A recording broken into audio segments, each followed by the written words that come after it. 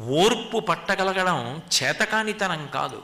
ఓర్పు పట్టడం, అవతలవారు దోషం చేస్తున్నా మన్నించి నిలబడగలగడం పెద్దరికం.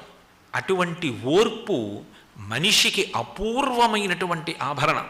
శ్రీరామాయణం బాలకాండలో కుశనాభుడు తన కుమార్తెలతో మాట్లాడుతూ అంటాడు, క్షమాదానం, క్షమా యజ్ఞం, క్షమా సత్యం హి పుత్రికా, క్షమా యశ, క్షమా ధర్మం, క్షమయావిష్టితం జగత్ అంటాడు.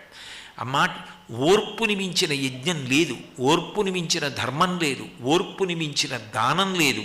ఓర్పు పట్టణంలో అసలు లోకం నిలబడి ఉంది.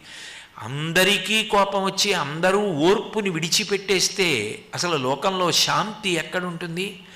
ఓర్పు పట్టణంలో, మాట తడబడకుండా ఉండడంలో, పెద్దరికంగా వ్యవహరించడంలో గొప్పతనం ఉంటుంది.